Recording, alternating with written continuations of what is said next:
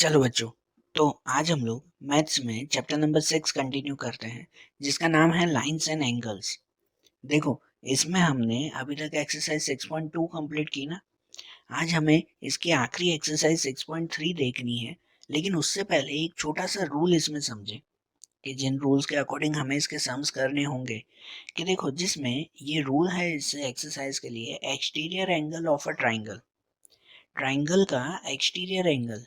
तो exterior angle किसे कहते हैं और उनके रूल्स वो ध्यान से समझना। कि जैसे देखो, कोई भी ट्राइंगल बना हुआ हो ना, तो उस ट्राइंगल में जैसे ये 3 पॉइंट हुए ए बी सी, और यही ये 3 लाइन हो गई। इसमें 3 लाइन हो गई ना, ए बी बी सी और ए सी। इनमें से कोई भी लाइन को अगर हम लोग आगे लेके जाएं, जैसे समझो ये बी सी लाइन है, इस बी सी लाइन को अगर हम लोग आगे लेके जाते हैं, तो इस ट्राइंगल के बाहर जो ये एंगल बनेगा ना, समझो इस पॉइंट को अगर मैं नाम डी दे दूं, तो ट्राइंगल के बाहर जो एंगल बना ना, इस एंगल को हम लोग कहते हैं एक्सटीरियर एंगल। समझ रहे हो ना, एक्सटीरियर का मतलब ही होता है बाहर। ट्राइंगल के बाहर का एंगल वो एक्सटीरियर एंगल कहलाता है। कहते हैं कोई भी ट्राइंगल में जनरली 6 एक्सटीरियर एंगल होते हैं। कितने? 6 एक्सटीरियर एंगल। क्या अगर कोई एक ट्राइंगल बना हुआ हो ना, ये जस्ट इंफॉर्मेशन के लिए, हमें कोई भी सम में 6 के 6 तो नहीं बनाने होते, लेकिन इंफॉर्मेशन के लिए कि जैसे अगर ये ट्राइंगल बना हुआ है, उस ट्राइंगल के ये लाइन को अगर आगे लेके जाएं, तो यहाँ पे एक ही एक्सटीरियर एंगल बनेगा ना। उसी तरह से इस लाइन को अगर यहाँ आगे लेके जाएं, तो यहाँ ये एक्सटीरियर एंगल बनेगा। सही बात है ना। वैसे ही अगर इस लाइन को, ये वाले लाइन को अगर आगे लेके आए, तो यहाँ एक एक्सटीरियर एंगल बनेगा। और इसी लाइन को अगर ऊपर की तरफ लेके जाएं, तो यहाँ एक एक्सटीरियर एंगल बनेगा। ठीक है, ये सब ट्राइंगल के बाहर के ही एंगल है ना। अगर हम लोग इस लाइन को, ये लाइन को अगर आगे लेके आए, तो यहाँ पे एक एक्सटीरियर एंगल बन सकता है। और इसी लाइन को अगर आगे लेके आए ऊपर, तो यहाँ एक एक्सटीरियर एंगल बन सकता है। तो ऐसे टोटल ये 6 एंगल बन सकते हैं ना। कोई भी ट्राइंगल में बाहर 6 एक्सटीरियर एंगल्स होते हैं। और एक्सटीरियर एंगल का रूल क्या आता है? तो कहते हैं एक्सटीरियर एंगल वो उनके इंटीरियर अपोजिट एंगल का टोटल होता है। एक्सटीरियर एंगल वो इंटीरियर अपोजिट एंगल का टोटल कहलाता है। मतलब ये जो अगर एक्सटीरियर एंगल है ना, तो उसका इंटीरियर, इंटीरियर मतलब अंदर के एंगल, और अपोजिट, अपोजिट मतलब ये वाला नहीं, उसके सामने वाला। मतलब ये अगर एंगल है सी के ऊपर, तो सी के ऊपर नहीं, उसके सामने कौन सा? ए और बी।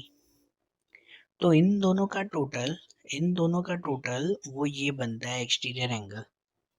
समझ रहे हो? एक्सटीरियर एंगल वो इंटीरियर अपोजिट एंगल का टोटल होता है। इंटीरियर अपोजिट एंगल, इसका मतलब अगर ये एंगल 50 का है सपोज, और ये एंगल 70 का है अगर, तो 50 और 70 इन दोनों का टोटल, ये एक्सटीरियर एंगल 120 का होगा। बरोबर ना, इन दोनों का प्लस ये कितने का होगा एंगल? 120 में। बरोबर, बात आ रही है समझ में? तो ये एक्सटीरियर एंगल वो इंटीरियर अपोजिट का टोटल होता है। ऐसा कोई भी, ऐसा कोई भी अगर ट्राइंगल में, कोई भी ट्राइंगल में अगर समझो यहाँ पे एक एक्सटीरियर एंगल बना हुआ है, ये ऊपर एक्सटीरियर एंगल बना हुआ है, तो ये एक्सटीरियर एंगल भी उसके इंटीरियर अपोजिट, इंटीरियर अपोजिट मतलब ये सामने साइड आए हुए इन दोनों का टोटल होगा। उसके पास वाला नहीं, ये उसके पास वाला कहलाता है। ये नहीं, ये इंटीरियर एंगल उसके सामने आए हुए इन दोनों एंगल का टोटल कहलाता है। इन दोनों का प्लस वो ये हुआ। बरोबर, समझ आया ना ये एक्सटीरियर एंगल के रूल? तो बस ये इतना ही रूल है, और आगे के सम्स में तो हमने वो सीखा ही था, कॉरेस्पॉन्डिंग, अल्टरनेट, वर्टिकली अपोजिट, वो सब रूल्स तो देखे ही थे। उनके साथ ये एक्सटीरियर एंगल का नया रूल आ गया। तो अब देखो, इन रूल्स के हिसाब से हम लोग अब देखेंगे इनके सम्स। कि एक्सरसाइज 6.3 देखें। एक्सरसाइज 6.3 में जैसे पहला क्वेश्चन दिया हुआ है, यहाँ पे ऐसा क्वेश्चन है कि in figure side q p and r q of triangle p q r produce to point s and t. यहाँ पे देखो कि ये जो ट्राइंगल पी क्यू आर है ना, मैं रफ में भी बना रहा हूँ, ठीक है। यहाँ ध्यान से समझना, पहले ड्राइंग समझ ले तो इजी होगा करने में, कि ये पी क्यू आर कैसे ट्राइंगल दिया हुआ है, लिखा हुआ है कि q p and r q r produce to point s and t respectively, कि ये क्यू पी देख रहे हो, कि ये क्यू और पी दे प्रोड्यूस मतलब ये आगे जा रहे हैं, कि ये लाइन आगे जा रही है कहाँ पे, पॉइंट एस तक। देखो ये यहाँ पे ड्राइंग में बना हुआ है ना पॉइंट एस, बरोबर, ऐसे ड्राइंग बनाएंगे ना, ये डायरेक्टली बनी हुई है, हम लोग ऐसे बना रहे हैं। उसके बाद ये आर क्यू, तो आर क्यू लाइन भी आगे जा रही है टी तक, तो आर क्यू मतलब ये आर क्यू लाइन वो आगे जा रही है कहाँ पे, तो टी तक जा रही है, ये दिया हुआ ना यहाँ पे, बरोबर। तो इसके बाद कंडीशन दी गई है कि angle s p r equal to 130 पे, कौन सा एंगल हुआ, ये एस बाहर है, कि एस पी आर मतलब कि ये बाहर का एंगल, ये एक्सटीरियर एंगल ही दिया हुआ है 135, ओके।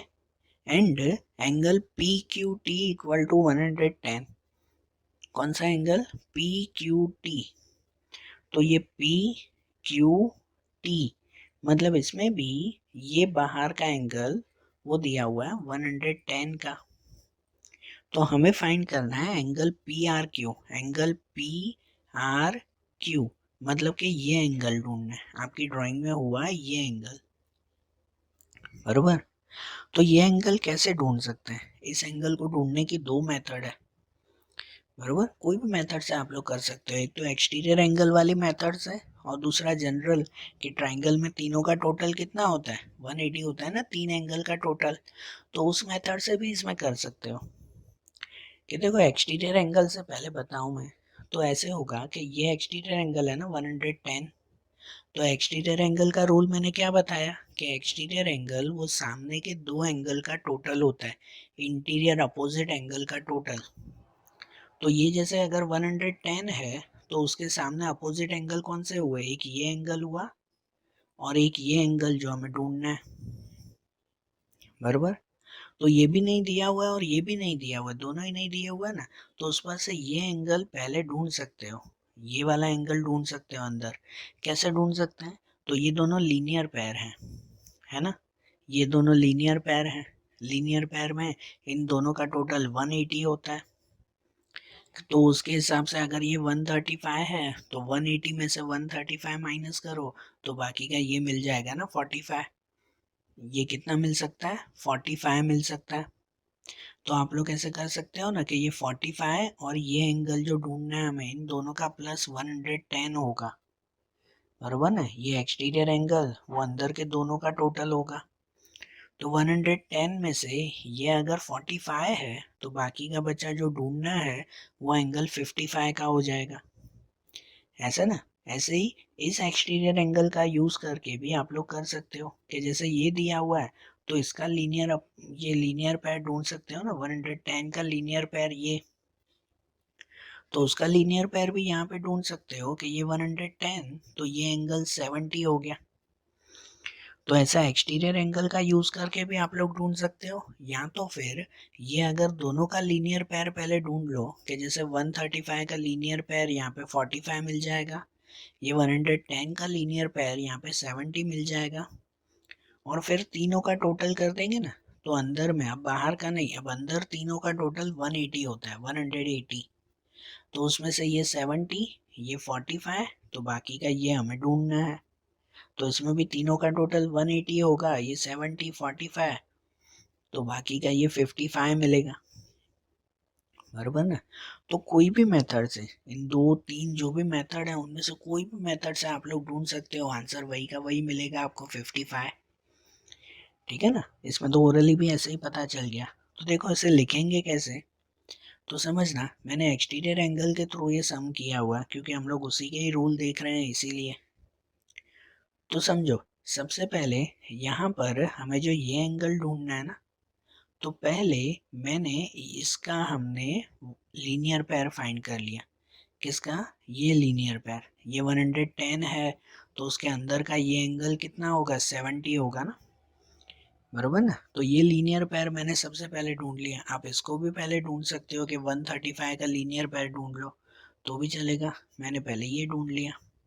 तो यहाँ पे लिखेंगे कि we know that angle t q p and angle p q r equal to 180। कौन सा एंगल? ये वाला एंगल टी क्यू पी, बाहर जो दिया हुआ है टी क्यू पी, ये बाहर का एंगल ना वो, और प्लस ये अंदर का एंगल है पी क्यू आर, कि पी क्यू आर ये अंदर का एंगल, वो दोनों का टोटल कितना होगा? 180 होगा। क्यों 180? क्योंकि वो लीनियर पेयर है इसीलिए। जिसमें से ये टी क्यू पी की वैल्यू दी गई है 110, इसकी value 110 plus P q are हमें फाइंड करना है इक्वल टू 180। तो अगर ये पी क्यू आर फाइंड करना है तो ये 110 कहाँ जाएगा? उस साइड माइनस में जाएगा। मतलब कि p q r equal to 180 minus 110, मतलब कितना मिल जाएगा? 70। मैंने यहाँ पे लिखा ना पहले ही कि ये 70 मिल गया। अब रूल वाइज देखो कि ये जो एक्सटीरियर एंगल है ना, ये एक्सटीरियर एंगल वो इन दोनों का प्लस होगा, इंटीरियर अपोजिट का। बरोबर ना, इंटीरियर अपोजिट मतलब ये 135, वो ये एंगल 70, और जो ये ढूंढना है वो इन दोनों का प्लस, वो ये 135 होगा।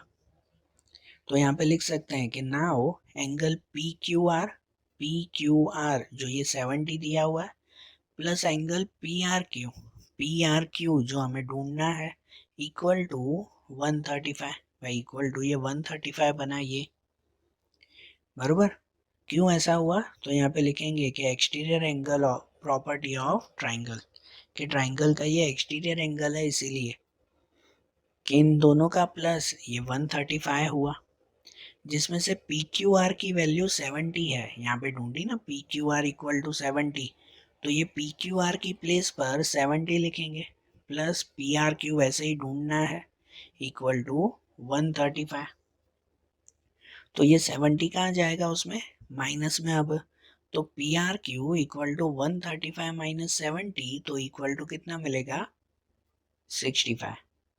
बरोबर, मतलब कि ये जो हमें आंसर मिला वो कितना मिल गया हमें? 65 का आंसर। बरोबर, समझ आई ना बात? ये आंसर मिल गया ना हमें। देखो अब ऐसे ही इसमें सेकंड क्वेश्चन देखें, तो सेकंड क्वेश्चन ऐसे दिया हुआ है कि in this figure angle x equal to 62। ये ड्राइंग में देख रहे हो ना कि ये एंगल x 62 दिया हुआ है, angle x y z equal to 54। देखो ये एक्स वाई जेड ये पूरा एंगल 54 है, ये एंगल ना पूरा, अंदर वाला नहीं है, पूरा एंगल 54।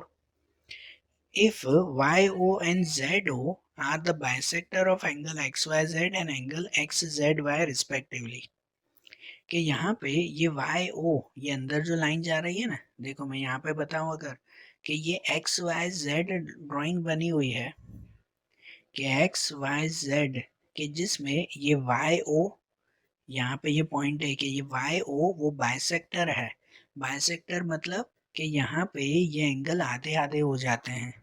ये पूरा एंगल आपको 54 का दिया हुआ है, पूरा एंगल 54 का, तो ये दोनों हो जाएंगे हाफ हाफ एंगल। बरोबर, ये आधे आधे हो जाएंगे। और उसी तरह से जेड ओ भी दिया हुआ है क्वेश्चन में कि जेड ओ मतलब यहाँ पर भी, कि यहाँ पर भी ये पूरा एंगल जितना होगा ना वो बाइसेक्ट कर रहा है। बाइसेक्ट मतलब कि यहाँ पे भी ये हाफ हाफ हो जाएंगे। समझ आ रही है बात? ऐसे कंडीशन दी गई है, तो उस पर से हमें फाइंड करना है, find angle o z y. देखो ओ जेड वाई मतलब ये अंदर का आधा एंगल, ये अंदर का मतलब पूरा जितना मिलेगा ना उसका हाफ, उसका हाफ ये ढूंढना है। और एंगल वाई ओ जेड मतलब वाई ओ जेड ये ऊपर का एंगल, ये बिल्कुल बीच में जो आया हुआ है वो एंगल हमें फाइंड करना है।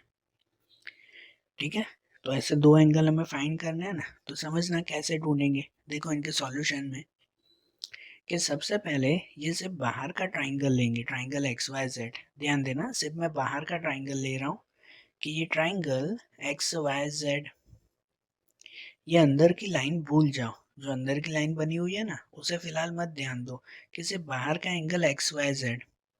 उस एक्स वाई जेड में ये ऊपर का एंगल दिया हुआ है 62, ये 62 दिया हुआ है और यहाँ का ये पूरा एंगल दिया हुआ है 54। ये आधा एंगल थोड़ी है, ये पूरा ही एंगल 54 दिया हुआ है। तो अगर इसमें हम लोग ट्राइंगल का रूल लगाएं तो ट्राइंगल में तीनों का टोटल कितना होता है, 180 होता है ना। तो उनके हिसाब से दो एंगल दिए हुए हैं तो पहले ही तीसरा एंगल मिल जाएगा ना अगर मैं 180 का रूल लगाऊंगा तो, बरोबर। तो यहाँ पे लिखेंगे कि in triangle x y z we have angle x y z. तो देखो ये एक्स वाई जेड ये वाला एंगल हो गया, plus angle x z y के एंगल एक्स जेड वाई ये वाला एंगल जो ढूंढना है हमें, और plus angle y x z के ये वाई एक्स जेड ये वाला एंगल, बराबर इक्वल टू 180 के ये तीनों एंगल का टोटल 180 हुआ ना। उसमें से एंगल एक्स वाई जेड वो 54 हुआ, एंगल एक्स वाई जेड ये 54 दिया हुआ है, एंगल एक्स जेड वाई हमें ढूंढना है, और एंगल वाई एक्स जेड तो ये वाई एक्स जेड ऊपर का एंगल वो 62 इक्वल टू 180। तो अगर मुझे ये एक्स जेड वाई ये फाइंड करना है तो ये 54 और 62 दोनों को कहाँ ले जाएंगे, उस साइड माइनस में लेके जाएंगे। मतलब कि angle x z y equal to 180 minus 54 minus 62। देख रहा हो ना, ये 54 भी यहाँ माइनस में, ये 62 भी यहाँ माइनस में। मतलब कि अगर 180 में से इन दोनों को माइनस करें एक एक करके तो आंसर बचेगा हमारा 64। मतलब जो ये z वाला एंगल ढूंढना था ना वो एंगल हमें कितने का मिल गया, 64 का एंगल मिल गया, बरोबर। आई ना बात है समझ में। अब उसके आगे ऐसा दिया हुआ है कि ये तो मिल गया 64 का, हमें ये नहीं ढूंढना था, हमें तो दूसरे एंगल ढूंढने थे ना। तो अब आगे ऐसे दिया हुआ है कि now y o and z o are the bisector of angle x y z and angle x z y respectively. अब यहाँ ड्राइंग में ये वाई ओ और जेड ओ अंदर की लाइन बनी हुई है ना, इसमें जैसे अगर ये बना हो तो ये अंदर लाइन बनी हुई है कि नहीं, ये बीच में पॉइंट ओ। तो हमें इस ड्राइंग के हिसाब से क्या ढूंढना था पता है, ये एंगल ढूंढना था, ये अंदर का आधा एंगल। तो हमें देखो यहाँ पे मिला ये पूरा 64, पूरा 64 मिला। तो अंदर का ये आधा एंगल कितने का हुआ, पूरा अगर 64 का तो ये आधा कितने का हुआ, तो आधा 32 का हो गया ना, बराबर ना। ये हाफ एंगल 32 का हुआ कि नहीं। तो वैसे ही हम लोग यहाँ पे लिखेंगे ना, और उसी तरह से यहाँ पर भी सिर्फ इसका ही नहीं, इसका भी, ये भी बाइसेक्टर है कि ये पूरा एंगल अगर 54 है तो इसका अंदर का एंगल अगर आप ढूंढोगे ये अंदर का एंगल, तो उसका आधा एंगल 27 हो जाएगा ना। तो यहाँ पे लिखें कि एंगल ओ जेड वाई, देखो ओ वाई जेड, हाँ ओ वाई जेड मतलब कि ये वाला एंगल, ये अंदर का एंगल, ये हुआ ना एंगल ओ वाई जेड। तो angle o y z equal to half of angle x y z, कि ये पूरे एक्स वाई जेड का हाफ है ना ये ओ वाई जेड। मतलब कि हाफ ऑफ 54, ये पूरा एंगल जो 54 था उस 54 का हाफ मतलब कितना हो जाएगा 27, कि ये अंदर का एंगल आधा वो 27 मिल गया। उसी तरह से एंगल ओ जेड वाई, कि ये ओ जेड वाई जो ये अंदर का इस साइड का एंगल, कि ये o z y equal to half of angle x z y, कि ये एंगल पूरे एक्स जेड वाई का हाफ कहलाया। मतलब के हाफ ऑफ 64, 64 का हाफ, और 64 का हाफ ये कितना कहलाएगा 32, बराबर। तो हमें पहले तो ये एक एंगल ढूंढना था ना अंदर का आधा, तो वो अंदर का आधा एंगल मिल गया ना ये 32, बराबर ना। और दूसरा एंगल ढूंढना था हमें क्वेश्चन में, वो था ये ऊपर का ये ओ वाला एंगल। तो अब इसे ढूंढे, तो ये ध्यान दो इसे कैसे ढूंढेंगे। तो यहाँ पे लिखेंगे कि अब ये अंदर का ट्राइंगल लेते हैं, समझ रहे हो। अब वो पूरा ट्राइंगल नहीं, मैं सिर्फ अंदर का ट्राइंगल यहाँ पे ड्रॉ कर रहा हूँ, कि जिसमें ये ओ है, ये अंदर का सिर्फ ट्राइंगल, ये ओ, यहाँ पे ये वाई और यहाँ पे जेड। तो इनके हिसाब से ये अंदर के ट्राइंगल में ये आधा एंगल लेंगे ना, तो आधा एंगल के हिसाब से है ना ये एंगल 27 का हो गया, हमने ढूंढा ना पहले, बराबर ना। इसका आधा 54 का आधा, और इस साइड अगर आप ये आधा एंगल ढूंढो ना, तो ये आधा एंगल हमने ढूंढा था वो एंगल हो गया था 32 का, बरोबर के नहीं। 64 का हाफ किया था ना ये भी 32। तो हमें इसमें ये एंगल ढूंढना है, ये एंगल वाई ओ जेड। तो अब इसमें भी वही ट्राइंगल का रूल ही लगेगा ना, कि ट्राइंगल के रूल के हिसाब से तीनों का टोटल कितना होता है, 180 होता है। उन तीन में से ये दो दिए हुए हैं तो बाकी का एक मिल जाएगा हमें। तो यहाँ पे लिखेंगे कि in triangle o y z, यहाँ पे ओ वाई जेड ये पूरे ट्राइंगल में we have angle y o z, ये वाई ओ जेड जो हमें फाइंड करना है, plus angle o y z, angle o y z ये 27 वाला, plus angle o z y कि ये ओ जेड वाई ये 32 वाला इक्वल टू 180। तो इसमें ये वाई ओ जेड प्लस ये ओ वाई जेड पे 27 लिखेंगे ना, ये वही का वही लिखेंगे, बरोबर, क्योंकि इसे तो ढूंढना ही है। ये 27 और ये ओ जेड वाई उसकी वैल्यू 32 इक्वल टू 180, बरोबर। तो यहाँ पे ये अगर y और z हमें फाइंड करना है तो ये 27 और 32 वो दोनों माइनस में जाएंगे, बरोबर। मतलब कि 180 माइनस 27 और माइनस 32। तो 180 में से 27 और 32 दोनों माइनस करें तो बचेगा कितना, 121। मतलब ये जो हमें एंगल ढूंढना था ऊपर का y o z वो कितना मिल जाएगा, 121 मिलेगा, बरोबर। आई बात ये भी समझ में। और अब ऐसे ही इसमें क्वेश्चन नंबर 3। तो क्वेश्चन 3 ऐसे दिया हुआ है, इसमें दिया हुआ है कि in this figure A B parallel D E, या देख रहे हो ना ड्राइंग में, ये ऊपर ए बी की लाइन और नीचे डी ई की लाइन, कि ये दोनों लाइन पैरेलल हैं।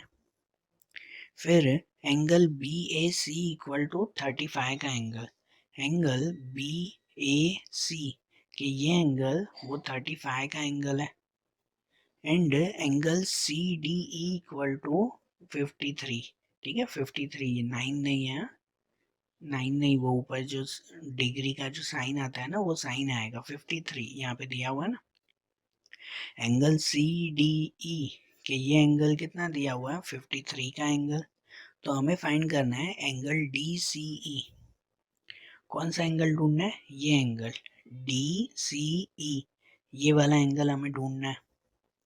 तो ये एंगल कैसे ढूंढेंगे, इसके लिए इजी है। देखो एक तो ये 35 दिया हुआ है ना यहाँ पे, तो इसका अल्टरनेट एंगल ये वाला एंगल भी 35 का होगा, है कि नहीं। इसका अल्टरनेट एंगल हुआ ना कि यहाँ जितना एंगल है उसका क्रॉस में ये एक लाइन के उस तरफ एक लाइन के इस तरफ, ये अल्टरनेट एंगल हुआ। इसका मतलब कि अगर ये 35 दिया हुआ है तो ये भी 35 का ही हो गया, बराबर। और अगर ये 35 मिल जाएगा ना तो हमें ये वाला एंगल ढूंढना है अंदर ट्राइंगल में। तो फिर इसमें ट्राइंगल का रूल लगाएंगे ना, कि ट्राइंगल में तीनों का टोटल कितना होता है, 180 होता है। उसमें से ये 53 ये 35, तो बाकी का ये एंगल हमें मिल जाएगा, ठीक है। तो देखो इसे लिखेंगे कैसे, कि यहाँ पर लिखेंगे सबसे पहले कि A B and D E are parallel and A E is a transversal, कि यहाँ पे ये ए बी और डी ई वो दोनों पैरेलल हैं, और ये ए ई ट्रांसवर्सल मतलब ये ए ई लाइन बीच में आ रही है। So angle B A C equal to angle A E D, ये अल्टरनेट इंटीरियर एंगल कहलाया। कौन सा एंगल, देखो एंगल बी ए सी के एंगल बी ए सी मतलब ये वाला एंगल, ये 35 का एंगल, ये एंगल बी ए सी। और एंगल ए ई डी, तो ए ई डी कौन सा एंगल, ये ऊपर ए ये ई और ये डी, ये वाला एंगल, बरोबर ना। ये ए ई डी मतलब ये अंदर का एंगल कहलाया ना, कि ये एंगल और ये एंगल 35, ये दोनों अल्टरनेट एंगल हो गए, मतलब ये दोनों इक्वल है। और अगर दोनों इक्वल हैं तो यहाँ पे लिख सकते हैं ना कि but B A C equal to 35, कि ये बी ए सी अगर 35 है तो ए ई डी वो भी कितना हो गया, 35 का एंगल हो गया, बराबर। ये ए ई सी ये ए ई डी ये अंदर का एंगल वो कितने का हो गया, 35 का एंगल, बराबर। और अगर ये एंगल 35 का मिल गया ना तो अब ऐसा लिख सकते हैं कि ये अंदर के ट्राइंगल में, कि इन ट्राइंगल सी डी ई, ये अंदर का ट्राइंगल है सिर्फ ये वाला, कि ये ट्राइंगल में एंगल सी डी ई कि ये सी डी ई जो एंगल ये 53 का दिया हुआ है, प्लस एंगल डी ई सी कि एंगल डी ई सी कि ये एंगल जो 35 का दिया हुआ है, और एंगल डी सी ई के एंगल डी सी ई मतलब ये ऊपर का एंगल, बराबर, जो हमें ढूंढना है, तीनों का टोटल 180। तो उसमें ये सी डी ई वो दिया हुआ है 53, ये डी ई सी वो दिया हुआ है 35, और प्लस डी सी ई, तो वो डी सी ई हमें फाइंड करना है इक्वल टू 180। तो अब जो ये डी सी ई हमें ढूंढना है, तो ये 53 और 35 वो दोनों कहाँ जाएंगे, उस तरफ माइनस में, वहाँ माइनस में होंगे ना, मतलब कि D C E equal to 180 minus 53 minus 35, बराबर। यहाँ पे ये दोनों को माइनस में लेके आएंगे, तो 180 में से 53 और 35 वो दोनों को माइनस करो तो बचेगा कितना, 92 का एंगल। मतलब जो ये एंगल हमें फाइंड करना है वो एंगल कितने का हुआ, 92 का एंगल हुआ, बरोबर ना। समझ में आया ना, ये सिंपल है ना एकदम, ठीक है। तो देखो आज जैसे हमने ये क्वेश्चंस किए ना, अब ऐसे ही इस चैप्टर के आखिरी क्वेश्चंस जो बाकी हैं वो अब हम लोग कल के वीडियोस में देखेंगे। Okay, thank you.